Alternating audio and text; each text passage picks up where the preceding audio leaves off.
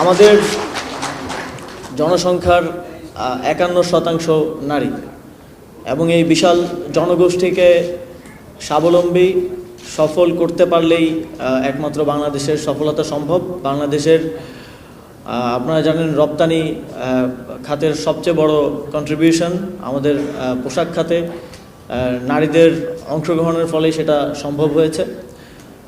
সরকারের পক্ষ থেকে আমরা সেই অংশগ্রহণটা আরও উত্তরোত্তর বৃদ্ধি করতে চাই এবং আমরা শুধু সুযোগটা করে দিতে চাই। আমরা বিশ্বাস করি বাংলাদেশের নারীরা তাদের নিজেদের যোগ্যতা, দক্ষতা এবং মেধার প্রমাণ ইতিপূর্বে দিয়েছেন এবং ভবিষ্যতেও তার মাধ্যমেই তারা সফলতার চূড়ান্ত শিখরে আরোহণ করবেন।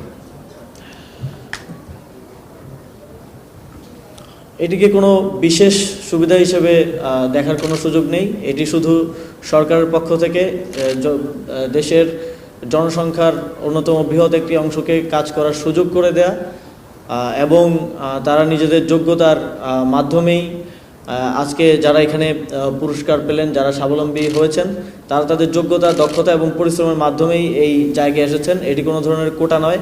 আমরা দেখেছি যখন কোটা আন্দোলন হয়েছে তখন নারীরা এগিয়ে এসে বলেছেন যে আমাদের কোটার প্রয়োজন নেই, আমরা সমতা চাই এবং সেখানে প্রতিযোগিতা করে নিজেদের জায়গাটা অর্জন করে নিতে চাই। বাংলাদেশের নারীদের এই সাহসিকতা আমাদেরকে সাহস যোগায়, অনুপ্রেরণা যোগায় এবং আমরা একটি নতুন বাংলাদেশের স্বপ্ন দেখতে পারি, যেই বাংলাদেশে জেন্ডারকে কেন্দ্র করে কোনো প্রকার বৈষম্য কিংবা কোনো প্রকার বৈষম্য থাকবে না। এমন একটি নতুন বাংলাদেশ তৈরির স্বপ্ন আমরা দেখতে চাই। সাম্প্রতিক সময়ে আমরা লক্ষ্য করছি যে জুলাই গণঅভ্যুত্থান পরবর্তী সময়ে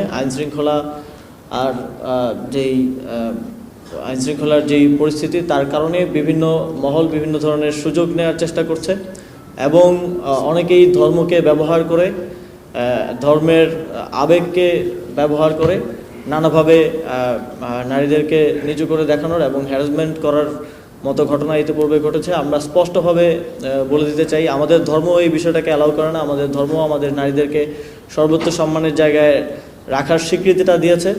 যারা এই ধরনের কার্যক্রমের সাথে যুক্ত হয়েছে কিংবা হচ্ছে তাদেরকে আমরা সতর্ক করে দিতে চাই। সরকার এক্ষেত্রে